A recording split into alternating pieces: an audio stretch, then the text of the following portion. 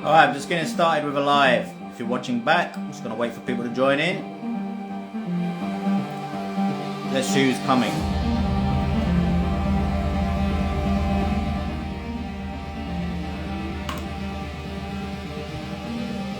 Much love. Thank you very much for joining in.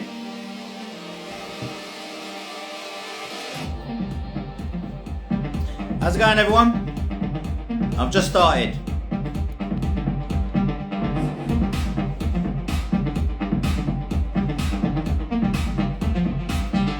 No subject today really, so feel free to ask some questions. Just going to do a bit of a question and answer session. I prefer to do lives rather than answer questions in DMs, and you know, if you DM me, you actually get an automatic reply, by the way, because I just get loads of questions. I personally just don't get time to get to all of them. So I much prefer to go live and just take them here, and I can actually explain things a bit better, because you can't really explain things in comments and writing text, man. There's no fucking soul in text. Even when I do reply to people, I prefer to use voice, because there's at least a soul in the voice.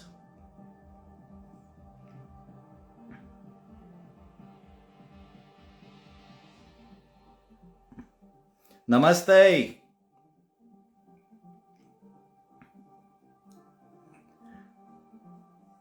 Nayantara.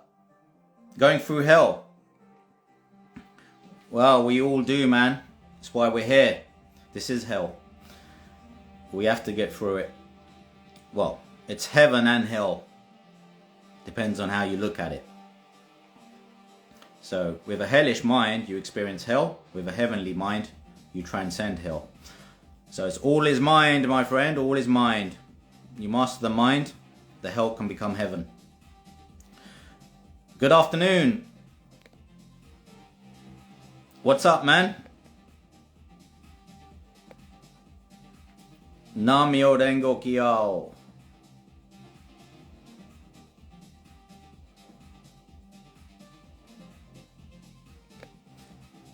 Hello everyone, I won't say everyone's name because there's quite a few people joining quite quickly. Sibling issues, please. Well, your brothers and sisters, man. Everyone has problems with their brothers and sisters. Well, not everyone. To some extent. It's very natural.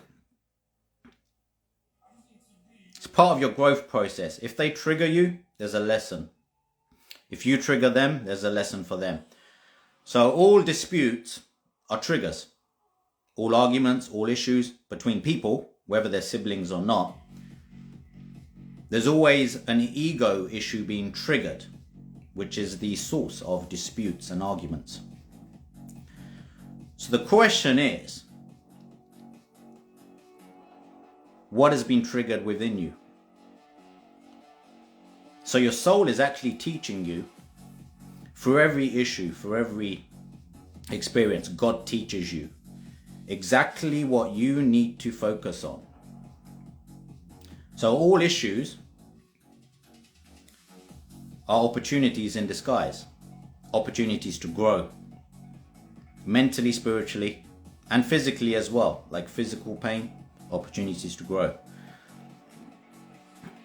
Mental pain, emotional pain, opportunities to grow. So all pain and suffering is for growth and resurrection and redemption. That's why there's a crucifixion and then a resurrection.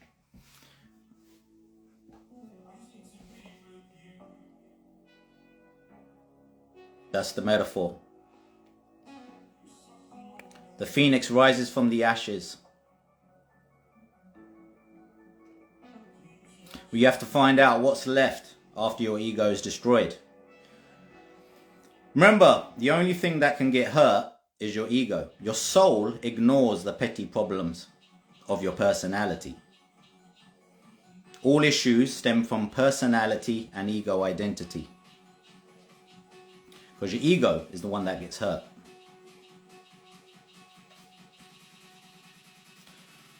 So it's actually part of the process is keep highlighting what hurts my ego, what hurts my identity, what causes me problems.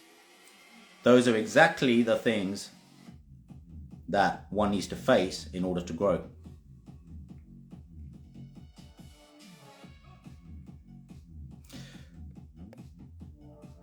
Right, like different personalities trying to care for parents. Now, I've got siblings. Well, my brother passed away a few years ago. He was only 43. But me and him, we loved each other to bits. I mean, still love him. But we was best friends, but we argued. I mean, he was big, man. I'm like only 5'8.5". He was like 6'4". So he was huge. He was big. Many people were he is a very strong character, very scary. Now, I was always fearless. One of the reasons I'm so fearless is because I grew up with my brother. And I never took any shit from him. Ever. Ever. I always stood my ground. Because I knew he would never hurt me. No matter how much. He would never hurt me. Because he loved me as his little brother. So no matter what he said, what he done, I knew he loved me. No matter what he said, what he done. And that's why I could always stand up for myself in disputes and arguments or whatever disagreements we had in a fearless manner, because I always knew this was just exterior bullshit. Because deep down, love is what connects you, your family, and all your siblings. Everything else is noise. Distractions. Clashes of egos. Personalities. Thoughts, ideas, opinions. That's all ego stuff.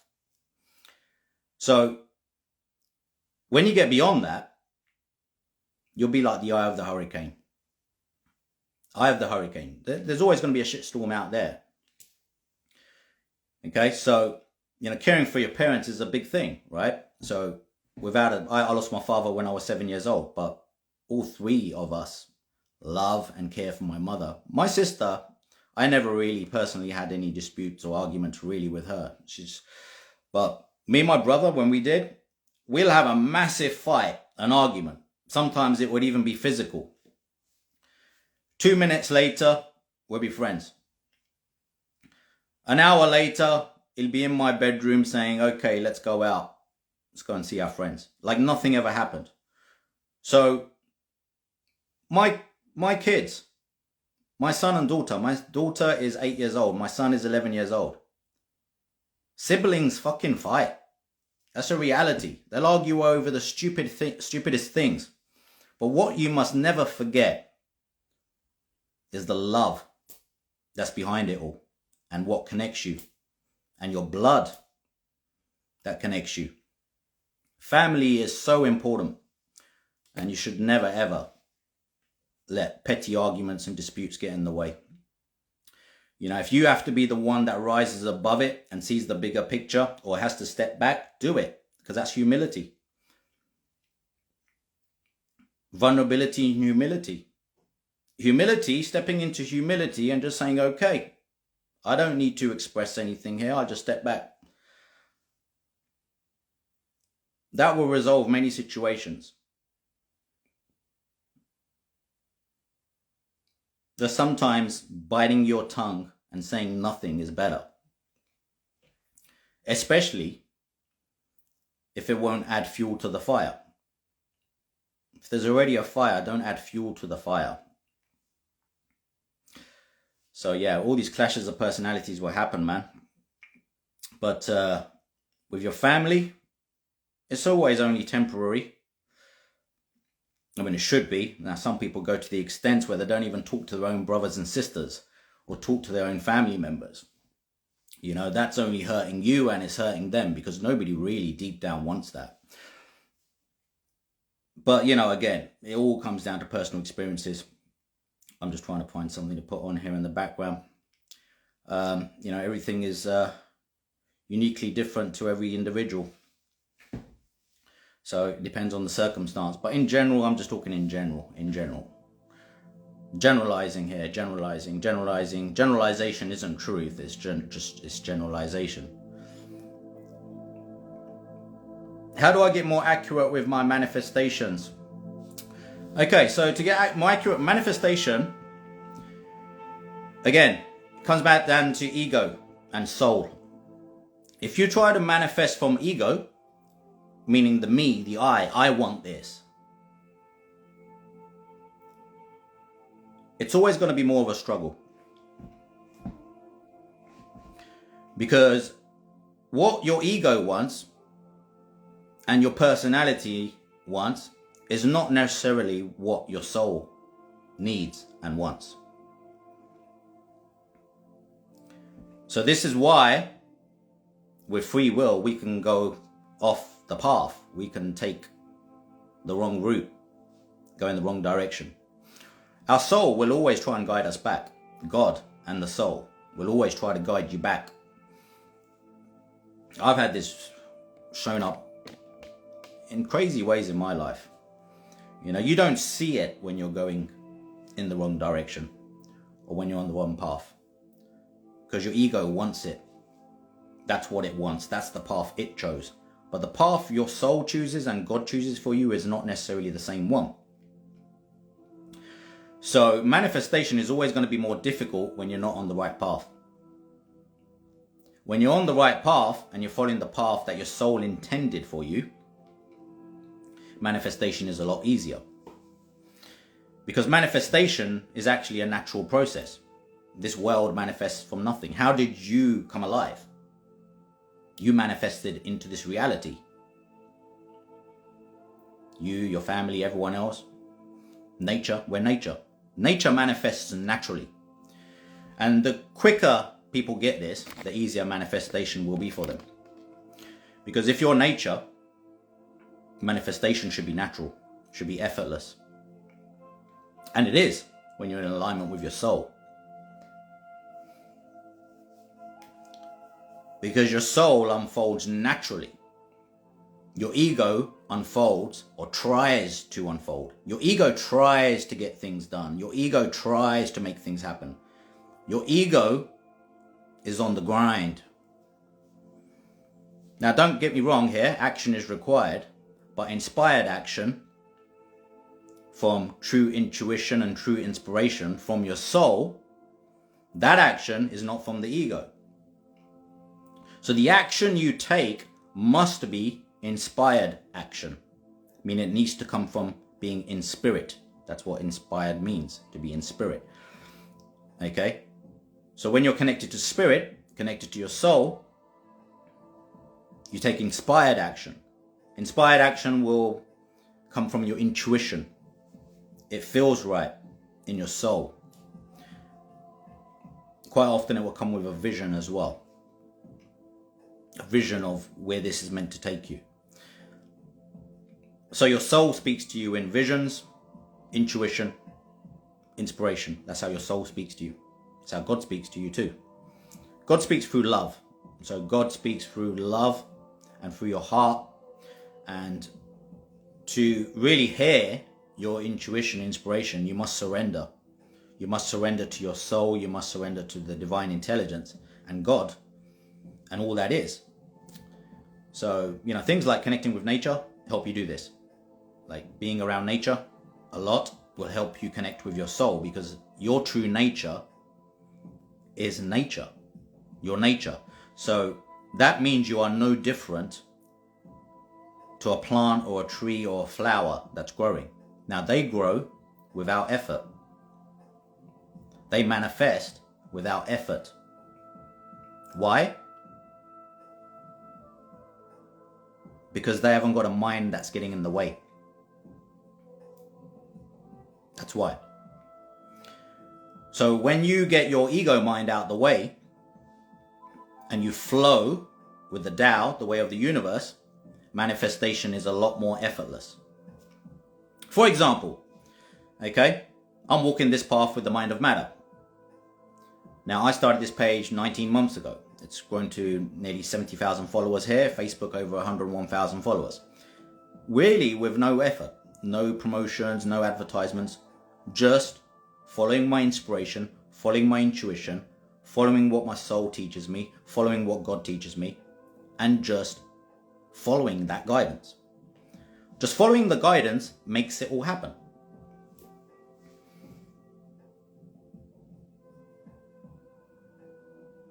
Now, what people tend to do is they get into this idea of, I want this, okay? I need, is not the way. Wanting things, needing things is not the way. You need to be the person you're trying to be today. You can't hold that off, because there is no tomorrow. There is no yesterday. There is only the moment. That's all that ever exists. Time is an illusion, remember. So time is an illusion. We can only imagine the future and we can only remember the past. We can only ever be in the moment. So if in the moment you start reflecting what your soul is trying to express, your true self, with no limitations, you're then a vibrational match for everything your soul has in plan and in store for you. And our soul is truly abundant. So as long as you're flowing with life force energy, the universal flow, the Tao, the way of the universe, and you're not coming from ego, manifestation is just a beautiful flower unfolding. Petal by petal by petal. Every day you'll see a new petal on your flower. That's the way manifestation works. It's effortless.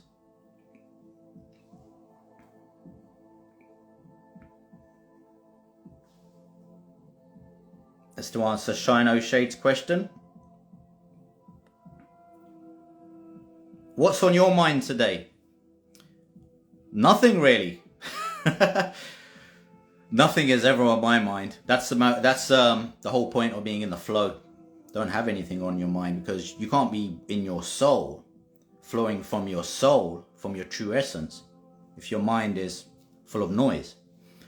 So I try to keep nothing on my mind. Nothing at all.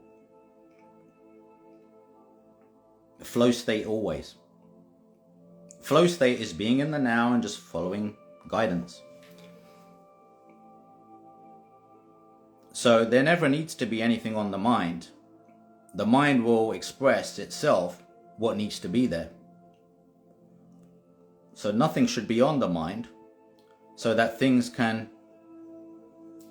show up themselves like flowers, just growing. Insights, ideas, creativity, that's where it comes from. So I leave my mind blank.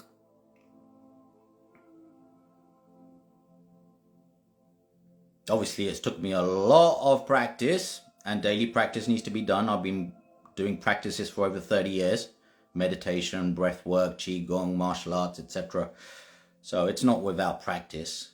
You know, it takes a lot of work to get there, to get the noise quietened down. But, you know, then you must stay there. Namaste. Yes. Thank you very much, Nayantara. Thank you very much. Appreciate that. Okay, Shine a Shade said, Shine no shade. I will indirectly manifest things, and I know that I did.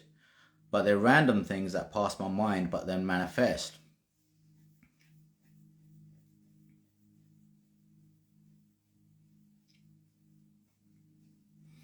Well, your mind is a projector. So if you focus on something enough, not everything. I mean, you can't just, like, this whole idea of, you know, you think about something enough, it's going to come into reality. That whole idea in itself, it depends. It depends on if it's meant to show up as well. So, without a doubt, you know, your mind is energizing. The expectations, Your mind is always energizing your thoughts. So as with your conscious presence, so your conscious presence is there, the witness, the observer. If you keep focusing on certain outcomes, then you're energizing that. Potentially for manifestation, okay? But as I said, if it's coming from ego, it's much less likely to manifest. But if it's not coming from ego, it's much more likely to manifest. So if it's coming from your soul and inspiration and intuition, it's much more likely to manifest. So that's how manifestation works.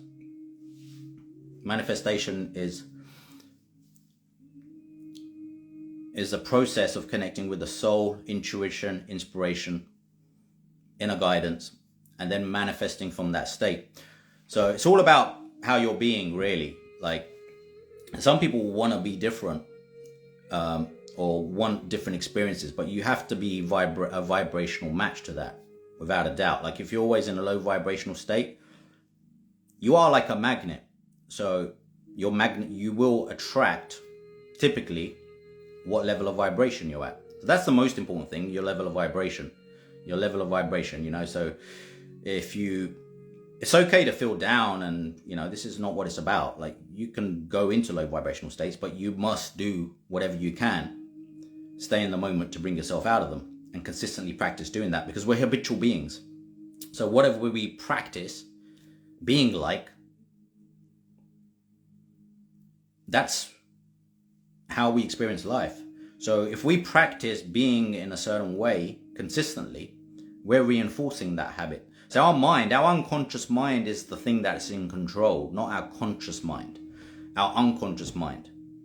So your unconscious mind is what keeps you alive. When you go to sleep at night, it's what keeps you alive. Like now, it's keeping me breathing, it's keeping my heart pumping, it's keeping blood flowing through my veins without any effort. I'm not consciously saying, oh, give me a heartbeat, pump a little bit of blood through my arm.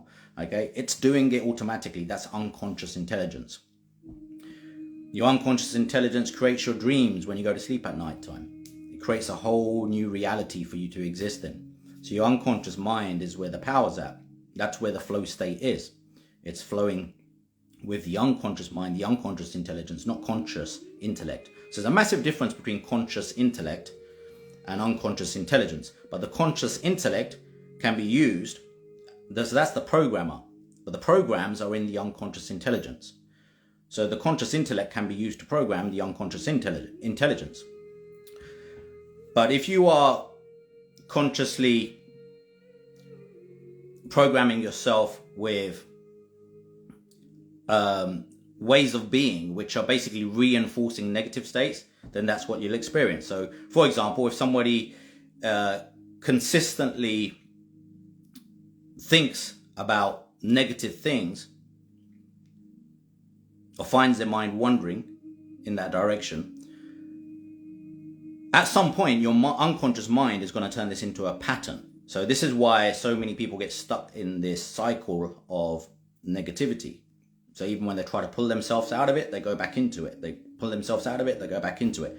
Because they've practiced that state so much that your unconscious mind has literally turned it into a program that's on autopilot. So someone that experiences anxiety all the time, someone that experiences a lot of fear all the time, they've reinforced and practiced fear, the fear mindset. They've practiced the anxiety mindset. They've practiced it. They've practiced it to the point where it's become unconscious and habitual. So we are creatures of habits. So whatever we do often enough will become a habit, and that is how we become. So we can consciously create new habits because our habits literally build who we are. We are creatures of habit. So how we are being is down to our habits. So what we spend our time doing is what we become, in essence. So if you want to be a true expression of your soul here, right now, and a true vessel for, like we say, God's army, then you got to surrender to that. and commit your whole life to it and build habits that help build that character. So you can be here for not only yourself, your higher self, but for others and for God. But you need the right habits to get on that path and stay on that path. Because if you just continue with like everyday habits, like most people just continue with, like watching too much TV, smoking all the time, drinking alcohol, drugs, etc. If you're always caught up with nonsense habits, you're going to live a nonsense life. Because your habits reflect how you are being and therefore your life.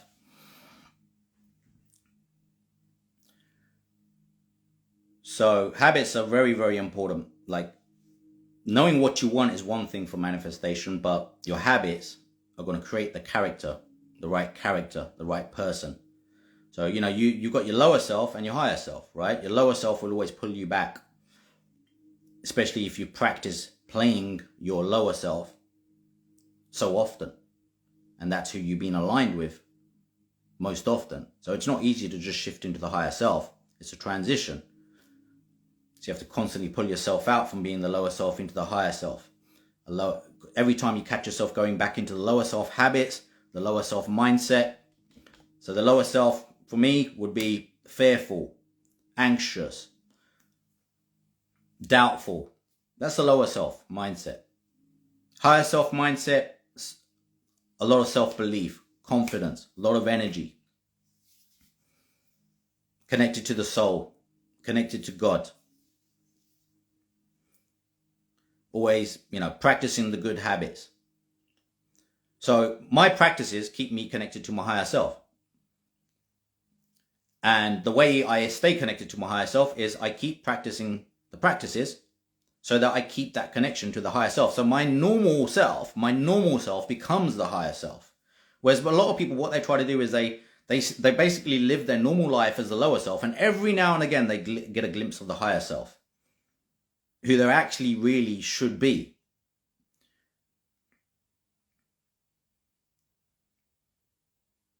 But that ain't gonna happen if you don't change the way you live and the habits you have. So this is why for me, I had to give up certain habits that don't serve me. So you got to ask yourself, the question always is, what serves you and your highest purpose and your highest self? What serves you? And everything you do, you got to ask yourself, is this serving my higher self and my highest potential? So this is the process I went through. Everything I'd done in my life, I started to review it. Is this serving my highest potential and my highest self? Okay, I should drink alcohol. I stopped because that doesn't serve my higher self. I used to smoke cigarettes, but I stopped because that doesn't serve my higher self. I used to take cocaine. That doesn't serve my higher self. Okay? There was a time where I even used to do the psychedelics, mushrooms, DMT, stuff like that. Now that can help open your third eye and open your mind, but that can't continue forever. So a lot of people are caught up. So the psychedelics, see, that opened you up to the mind and what's beyond this illusion, the Maya, the illusion. Now, Kundalini awakening is totally different. Kundalini awakening requires spiritual practice, requires lots of dedication, discipline. For that, you need things like yoga, qigong, breath work, connecting with nature, understanding the 5 elements, magic, right? Now, God, completely different, right? I mean, Kundalini awakening obviously assists you with that connection with your higher self and soul and God. But God itself, God, the divine intelligence, that itself, to connect with that, no drugs are required, no psychedelics are required. All that's required to connect with God is love, unconditional love, compassion, kindness, and living from that. Because God speaks to you through your heart. And you just got to surrender to that. So connecting with God is all about letting go and surrendering. Totally surrender your mind to God.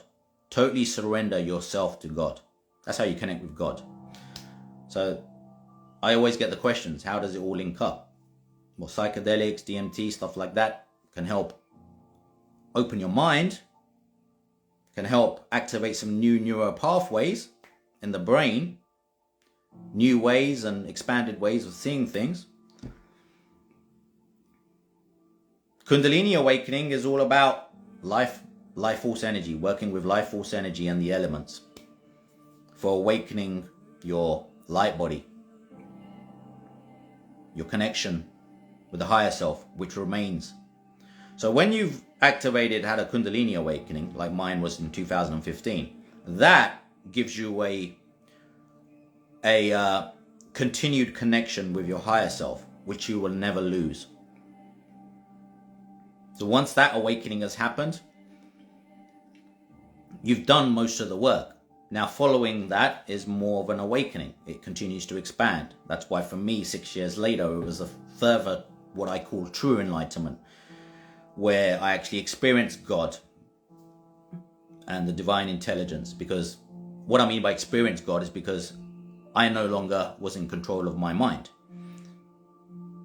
Something else took over completely, which is very different to a DMT trip or even the Kundalini experience. So that's when you actually know God. And you know God to be true, because it takes over who you are and shows you lots of things. Okay, and I spoke about this many times in my life. It shows you lots of things. Okay, I don't like to go too much into detail. Okay, but I have explained the transpersonal chakras and higher dimensions. But what God shows you is going to be different than what it showed me, because everyone is unique and different. So I don't like to put too many seeds in people's minds. Just know that it's there and understand that there's an experience waiting for everyone. It's your birthright to experience God, and it's absolutely true. And when you're ready, it will show you. But what it shows you is only for you. Just like what it showed me is only for me. That's why I only give little glimpses into what is shown to me, because I'm not going to do God's job.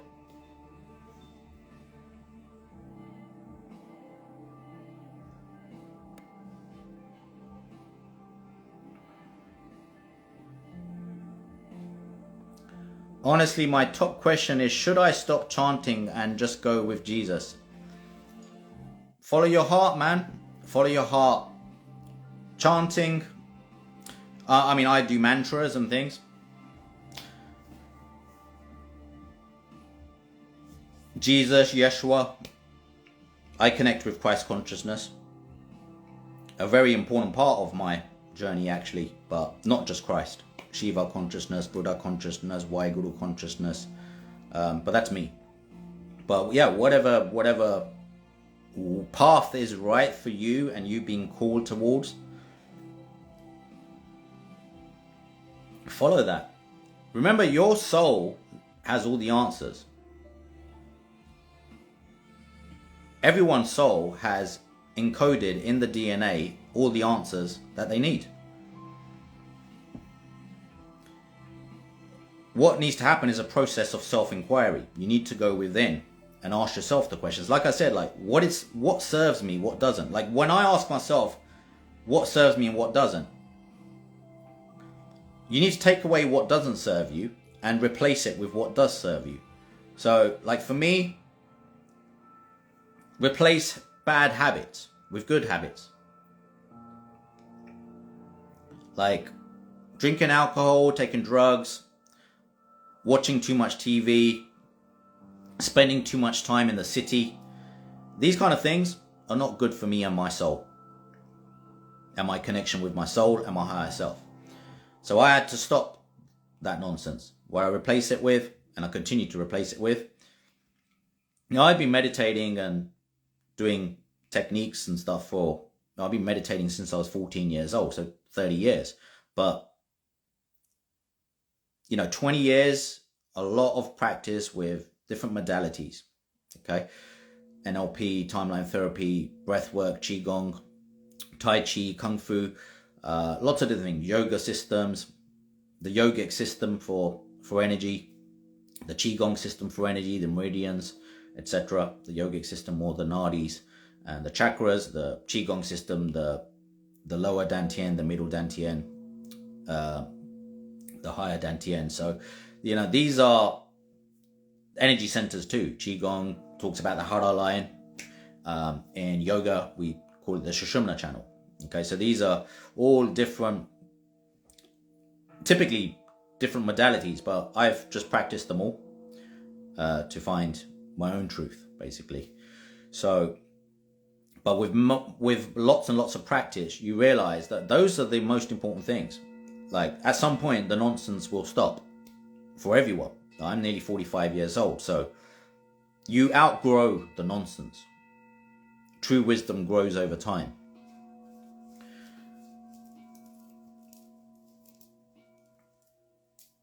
So, you know, you can feel, you want to get high and feel fucking good. You can feel much better with some breath work. I feel much better doing my breath work than any amount of cocaine or drugs or whatever I've done. And you know, alcohol, drugs, shit like that,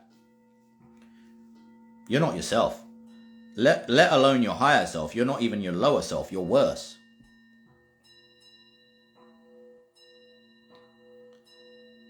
So you're not even your lower self. You're worse than your lower self when you take that shit. So the higher self, connect with that with dedication, discipline, and daily practice. For me, daily practice is the most important thing. I don't read too much either, because reading too much and taking in too much information is not good for you. You'll just get information overload. You're better off knowing less and doing more. That's the biggest tip I can give anyone. Learn less and do fucking more. Because it's the doing that gives you the results. Doing the meditation, doing the breath work, doing the Qigong, connecting with nature every day, doing the fasting.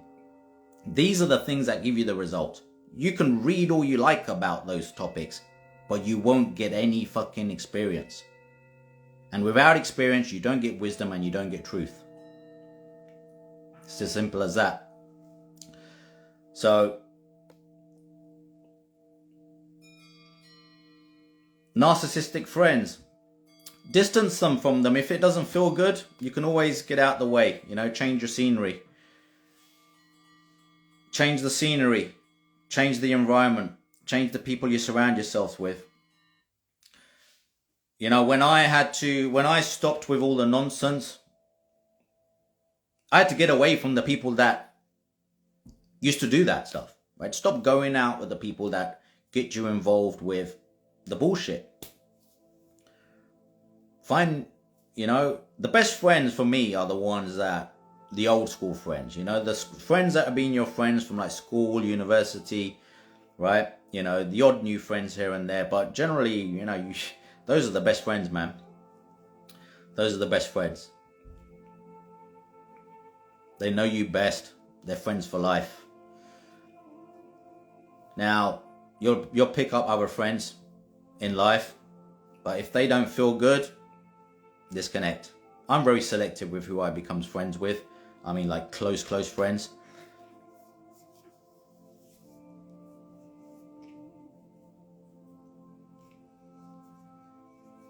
You know, true friends don't need to prove anything to each other. Like my best friends, we won't have to see each other for 3 or 4 years, and it will be like the next time we see each other, it's like we saw each other yesterday. So, you know, that's a true friend is when you don't have to prove anything to anyone. And it's unconditional. Unconditional friendships, that's what you want. Friendships that rely on conditions, and feed off your energy, you don't need those kind of friendships. And a narcissistic friend will be feeding off your energy, right? But you know, everyone can change, and everyone has a little narcissistic trait here and there. You know, I don't like to put these people in a box and say, look, people are just narcissistic, and they're not. No, because a lot of people have narcissistic traits, and you have to work through them until you evolve. So I wouldn't judge anyone in that sense. I'm not saying like judge them and say narcissistic, okay, get away. No, this is where you got to ask yourself again, like, do they make me feel good? Do they serve me? I was saying, you know, do your habits serve you or do they not? Follow the habits that serve you, that help you evolve mentally, spiritually, physically. Now, if it doesn't serve, if your friends are not serving you,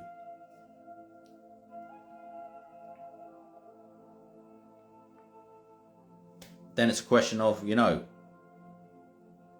do I keep this friend or not?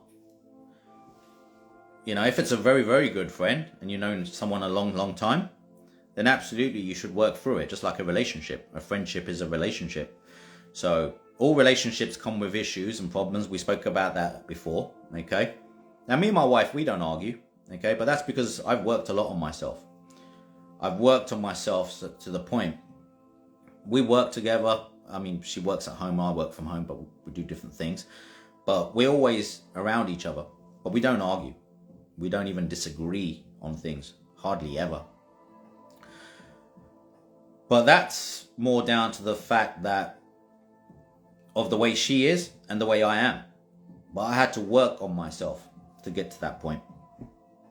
When I used to partake with the nonsense, we used to have more arguments. Once I stop with the nonsense habits and I stick with the good habits, we don't have any problems. So habits, again, affect that. But again, pick habits and people that serve you and help you grow. That's the ones you want to be around. That's who you want to connect with. The ones that help you grow.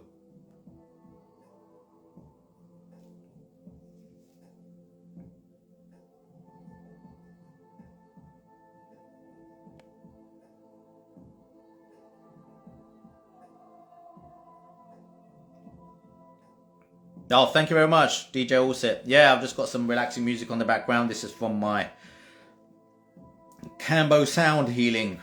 This one's nice. J by Sacred Earth.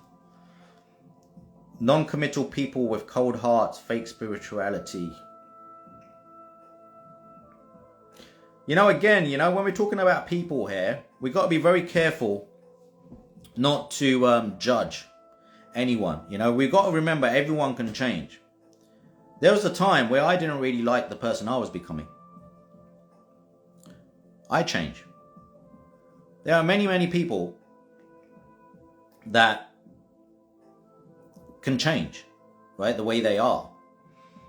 So, you know, let's not get into judging people. You know, if we can help someone, we help them. But there's some people which just don't want to be helped, or very difficult to help, and very confrontational. It's just better to step out of the way for those ones. Step out the way, let them get on with it. You know, as I said earlier, sometimes you just got to practice a bit of humility and bite your tongue. There's no need to prove anything to anyone.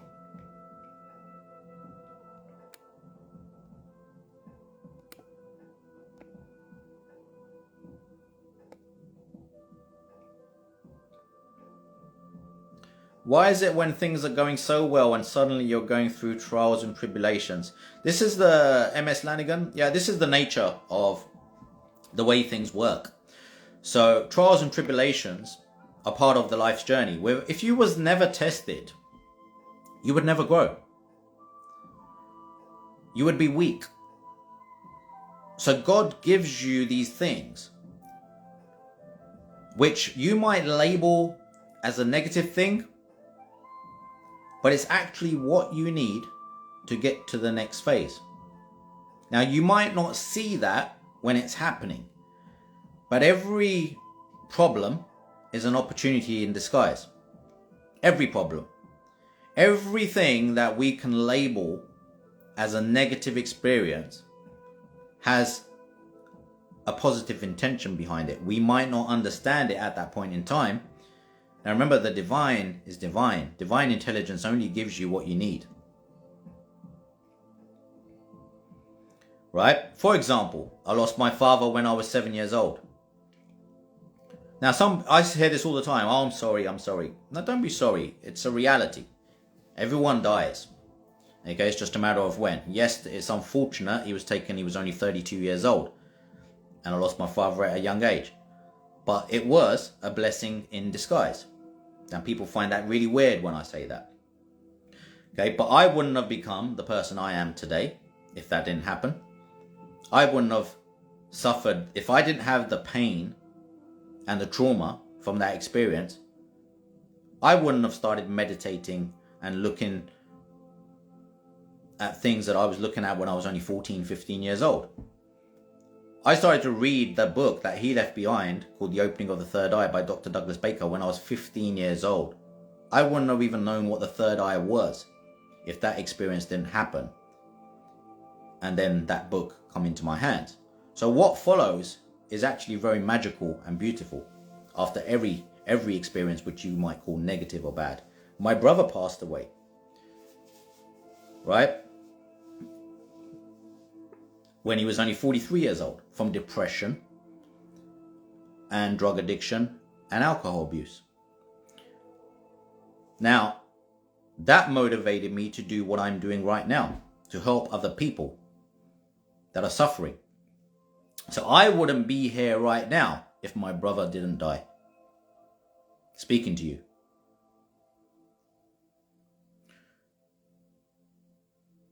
If I didn't have depression, if I didn't get labeled with depressive disorder, emotionally unstable personality disorder, I wouldn't have become so militant on working on my mindset and mastering my emotions. So without those problems there, I wouldn't even be the person I am today. So your trials and tribulations exist because it's exactly what you need to grow. God does not make any mistakes. Remember that. God does not make any mistakes with what you get. You always get what you're supposed to get in this life. It may not seem nice when it happens, but that's because your ego is the one that gets hurt. Your ego identity is the only thing that suffers because it doesn't get what it wanted. And your ego is after one thing, an easy fucking ride. Your ego just wants an easy fucking ride with no problems. And it will never have it. Because there's always going to be something to challenge you. Because you will never even turn to God or your higher self or try to even think about growing. And you will remain weak if you wasn't tested. You would remain weak and you will never grow.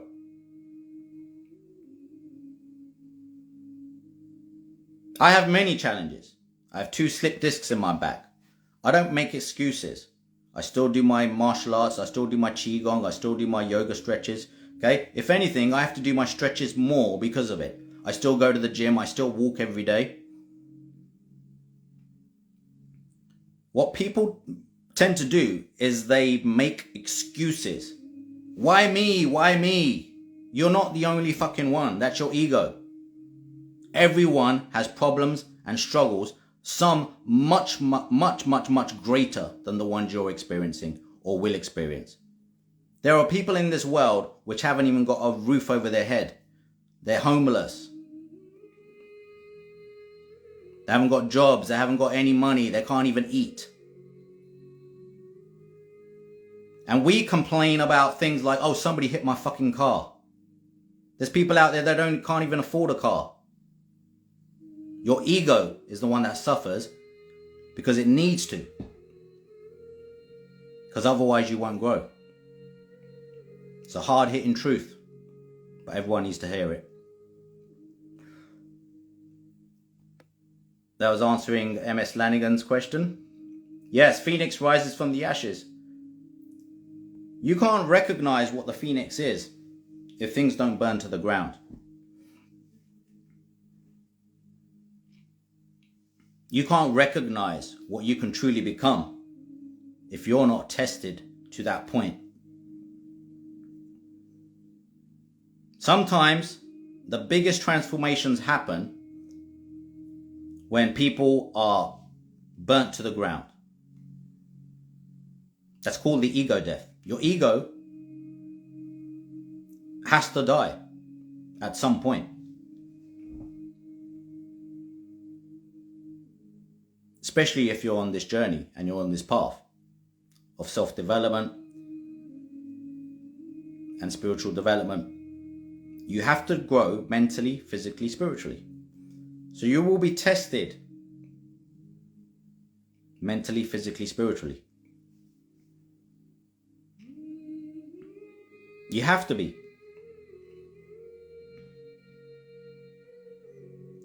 But every problem you will overcome.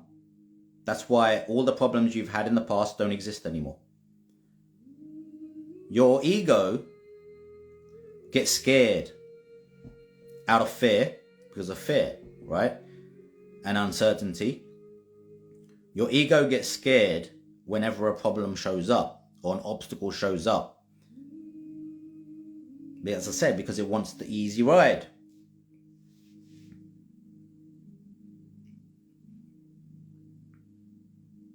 But life is always going to be a constant test and then growth, test, growth, test, growth.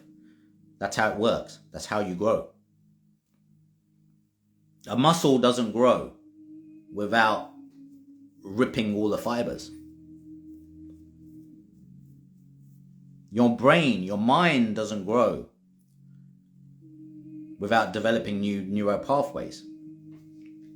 So your mind, your awareness has to grow through experiences. This is why wisdom grows over time.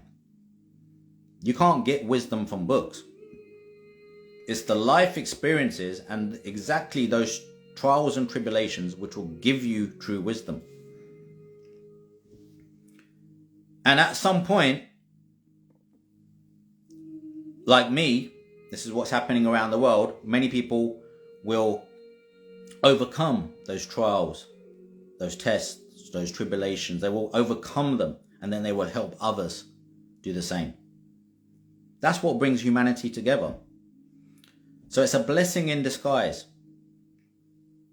Like, I help people with depression, anxiety, suffering, trauma.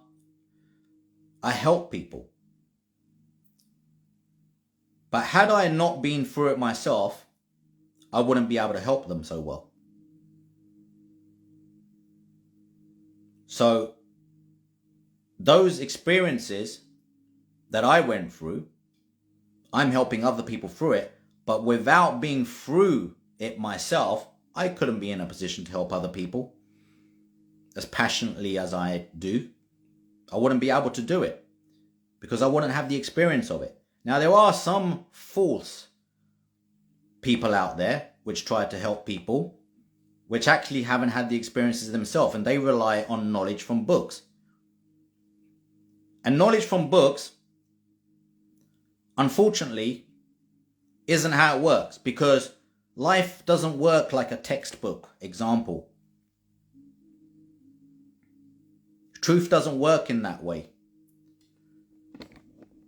Truth is learned through direct experience. And that requires living life and overcoming struggles. You can only really teach someone how to overcome trauma if you've done it yourself. You can only really teach someone how to overcome depression and anxiety if you've had to do it yourself. You can only really teach someone how to overcome loss if you've had to do it yourself. You can only really teach someone how to truly have an awakening if you've done the work yourself. What you've got out there in this world especially on social media, is a lot of people just regurgitating knowledge which they've learnt from books or on the internet. That's not wisdom. That's knowledge being regurgitated. There's a massive difference. That's why when you look at people that teach that stuff, you will see, look into their eyes, you will see no fucking soul behind it. Okay? There's a soul behind everyone, but they're not really speaking from their soul. That's the difference. That's why people feel me and they hear me, because I speak from the soul. You can see it in my eyes. You can see it the way I move, right? There's people like me and Nevin, okay? That's why I work with Nevin from Wing Shoes Publishing, right? The author of Serpent Rising, and other people. They talk from the soul and they talk from experience. You can't get that. You can have someone that has never read a book in their life and they can teach you more than someone that's read 1,000,000 books.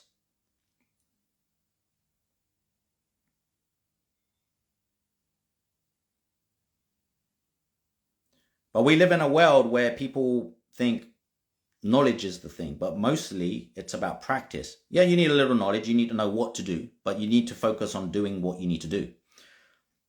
More importantly than anything else.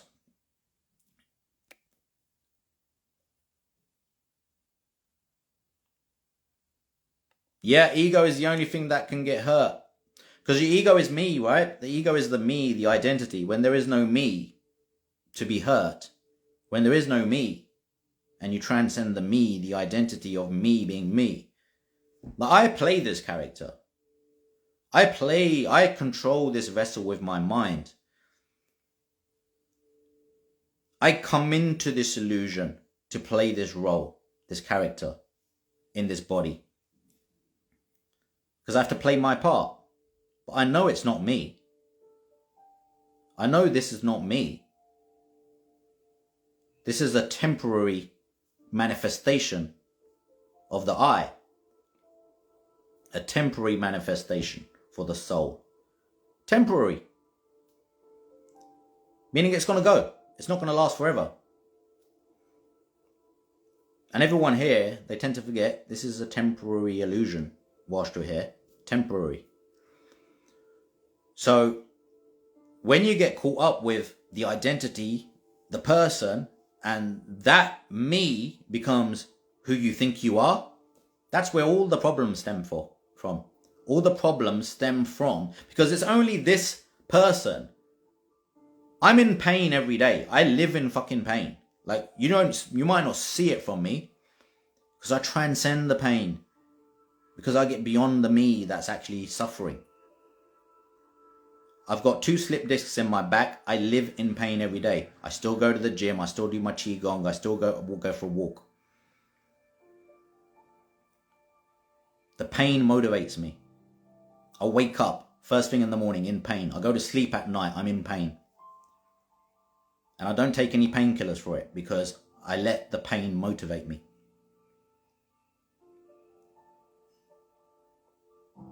The pain is the source of motivation. Without no pain, there is no motivation.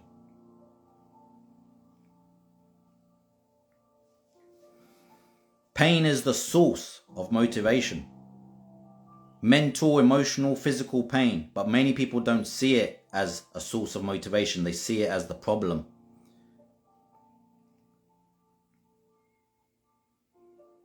Like, as I said, if I didn't have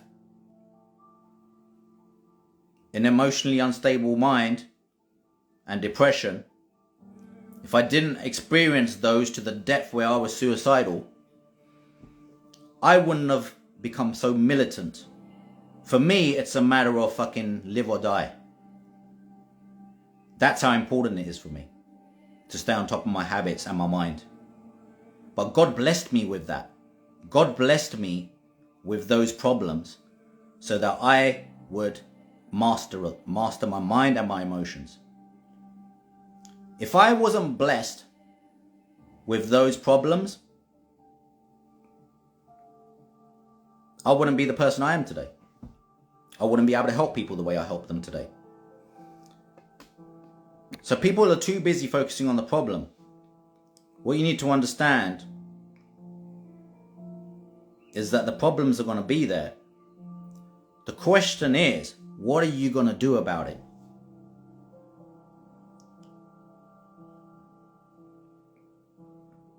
Without a doubt, there's going to be physical health problems, especially as you get older.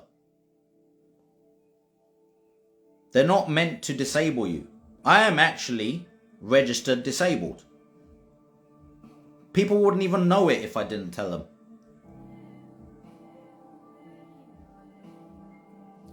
It doesn't stop me. So if it can't stop me, why should it stop anyone else? Because everyone else is just a human being too.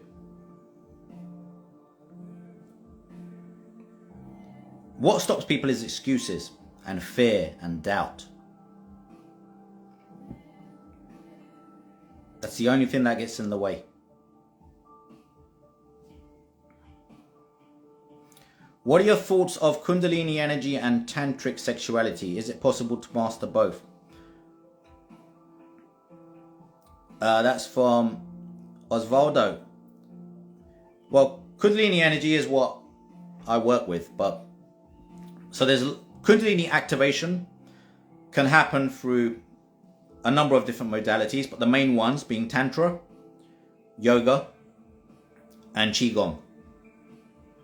Okay, qigong through the Dantian system and the Hara line channel, yoga through the understanding of Ida Nadi, Pingala Nadi, the chakras, and the Sushumna channel, and tantric sexuality is also linked to that because you still need to connect with the chakra systems and the Ida Nadi, Pingala Nadi, etc.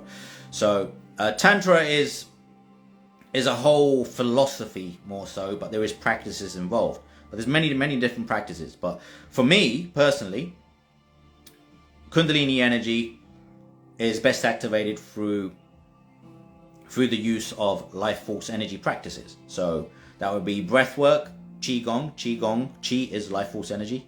Prana in breath work is life force energy, and sexual energy as well. So that would be more tantra. Okay, but working with the life force energy is the thing. That's the key thing. But it is an art. Like there is no real right or wrong way to do it. This is why my methods are quite unique. They're unorthodox because I combine like martial arts, Wing Chun Kung Fu, Tai Chi, Qigong, music all together, yoga, all together. So can you master both? Absolutely.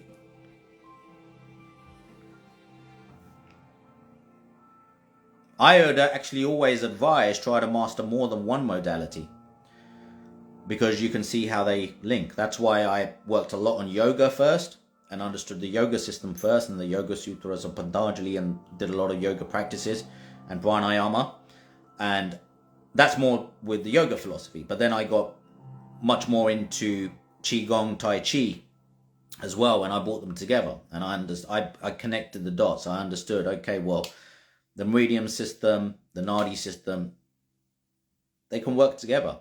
The Hara line and the Sushumna channel is connected. The chakras and the Dantians connected, right? So it's always better to put things together. That's what unity consciousness is about. It's about putting things together so you don't just have like a limited perspective of something. So the truth is laced throughout this illusion in multiple sources: occult wisdom, esoteric knowledge and wisdom, tantric systems, yogic systems, qigong. So methods from even like the Zen methods as well. So that's more from Japan, China, more the Qi Gong stuff. So there's many different methods. Okay, so what you need to understand is that you can't do them all, but I always advise to start with one. So I start with one, I'll do it until I get to the point where I've understood enough that I can practice it myself. So I always learn under teachers, gurus or masters, firstly, because you have to, because you don't know anything, okay? So when you've got to the point where you understand it, you get to the point where you become the master in that modality. So I done the same thing with everything that I'd done. So I did Karate when I was 7 years old. I'd done it to the point where I thought, okay, I'm good enough at this. Then I stopped karate. I started boxing when I was 11 years old. Okay? And then I did boxing for a little while, and I loved boxing, but I carried on doing it myself. But then I got more into Wing Chun Kung Fu. So there's a period where I was doing boxing and Wing Chun Kung Fu. I started Wing Chun Kung Fu when I was 14 years old. I became an instructor and a master, a Sifu, at 19 years old. At that time, I was also meditating quite a bit, because in Kung Fu we meditate with every session. So meditation is a part of the Kung Fu system that I learnt, the art. And then I got into Tai Chi and Qigong. And I learned under a few different teachers, okay? And I learned from a few different sources, online sources, in person. So I've done some Tai Chi classes in person, locally, with instructors, masters. I've done Qigong classes. And Qi, they actually use Qi in Tai Chi. So it's the same energy, Qigong and Tai Chi. Tai Chi is just different movements and different forms. Where Qigong is more of a spiritual practice. Tai Chi is seen more as a martial arts, but it's still working with Qi and life force energy. But Qigong is more about connecting with the universe and connecting with the universal life force energy, the Tao. So it's solely focused on that, whereas Tai Chi is much more of a martial arts. There's a lot more forms to it, and that didn't fit with me as well as Qigong. So I did Tai Chi, but and actually some of the movements you see when I do my commotion Qigong, it's actually a mixture of Kung Fu, Qigong and Tai Chi. It's not your normal Tai Chi or normal Qigong. It's a combination of things. So that's why it looks different to anything you'll ever see. So I always mix things together to make them better. But you have to practice something enough for you to get to the point where you can turn it into an art. So you have to learn the science, and then you have to learn the practice. And then when you've learned the science and the practice, and you've practiced for long enough, then it needs to become an art form. That's what an art is. So a martial art is an art. That's why it's called a martial art. You're supposed to learn and drill in the practice enough to the point where you can then express it as an art. This is the most important thing a lot of people don't realize. Kundalini energy and Tantra and yoga, whilst there are practices, the practices are only to get you used to doing the techniques. At some point, it must become your own art for you to progress any further. That's why at some point you have to stop learning under a master and you need to become the master. So even in NLP, neuro-linguistic programming, I did the courses to become an NLP practitioner, then a master NLP practitioner.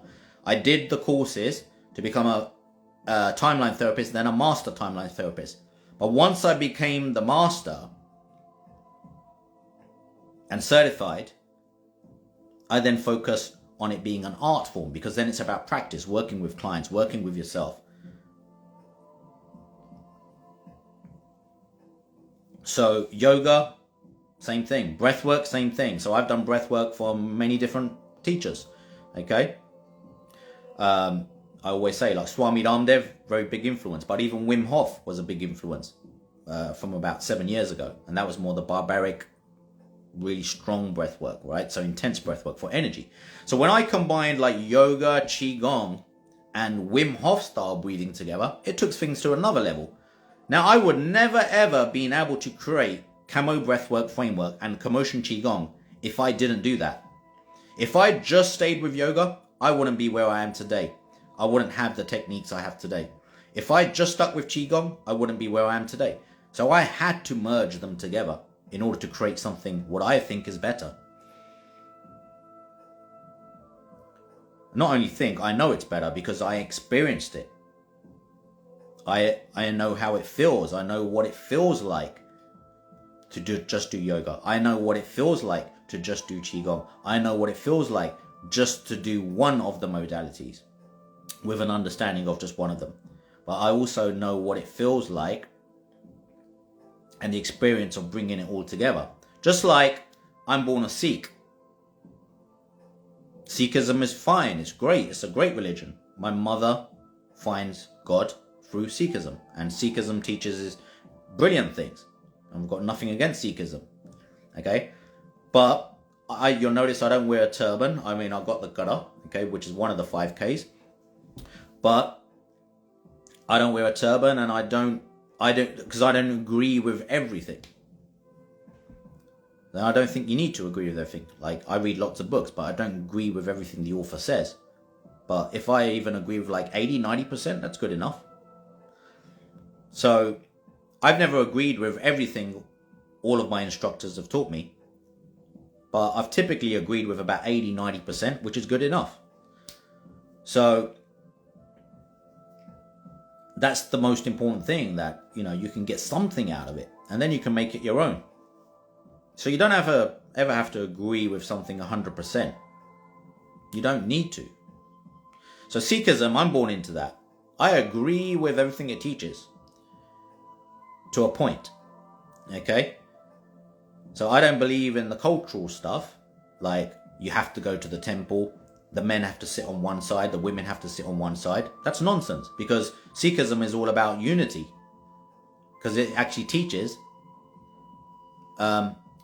that equality is the most important thing. Like there should be no difference between a man and a woman in that sense. We should be seen equal, men and women. So yet they teach that, and in the Guru Granth Sahib it teaches that, yet you walk into the temple, men and women are separated. So I see this and I think, well, this is going against what it teaches.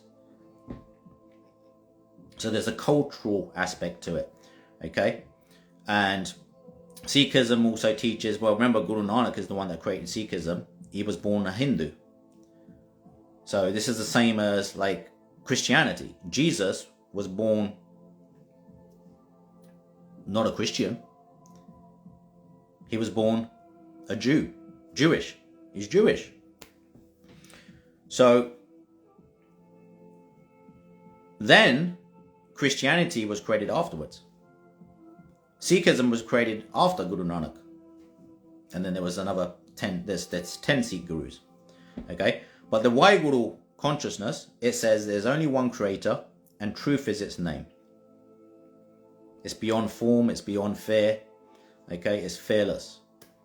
But what it teaches about God and the divine, absolutely fantastic. What I didn't resonate with personally, and this is just a personal thing, is the cultural aspect. Like you have to dress a certain way, because now that's dressing up the ego. So how does that fit into it? There's a whole identity behind it now, right? So this is why I like to find truths in all things. So I looked into Buddhism. Again, Buddha was not a Buddhist. He was actually from India.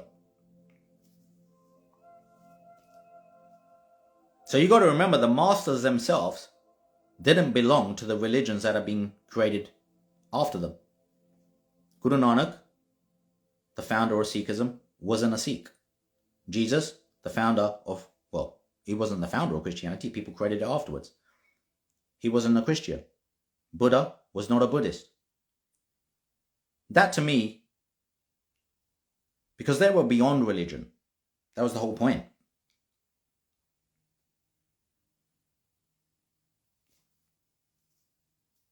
So this is why I looked into so many different things and put it together. Born a Sikh teaches great stuff, but I'm not a closed mind. I want to open my mind. I want to evolve. I want to think beyond what's in the box. I want to think out of the box. I don't want to think like everyone else, because that's limited. A limited perspective will only give a limited perspective. So if you only look at one thing, you'll only ever get that view. You'll only get that perspective of things. But actually, if you just look for the union amongst everything, and you see the similarities amongst everything, you're much closer to the truth.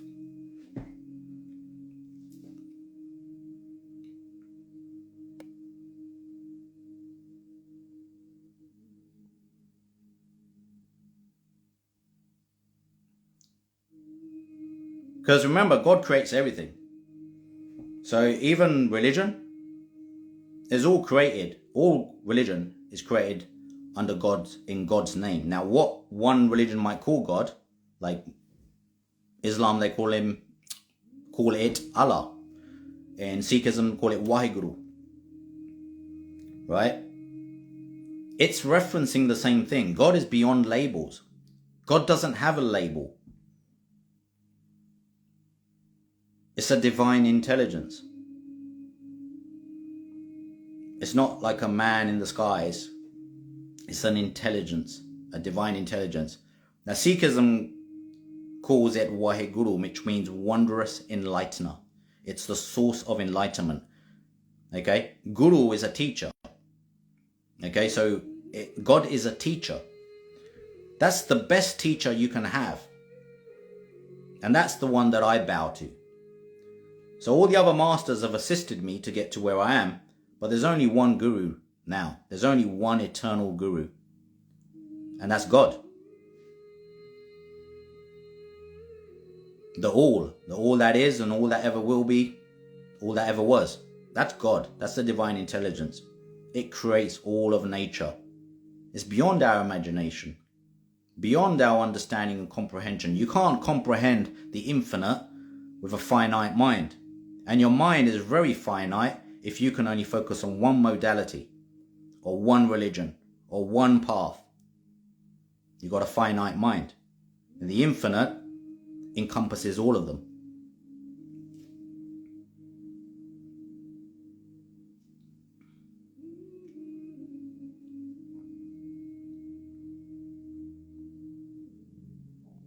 All right, thank you very much for the questions, everyone. Much love. Appreciate them. I'm sorry I couldn't get to all of them, but I'm going to cut it off there now. This will be recorded. Om Namah Shivaya. Yes. It will be on the page. Much love.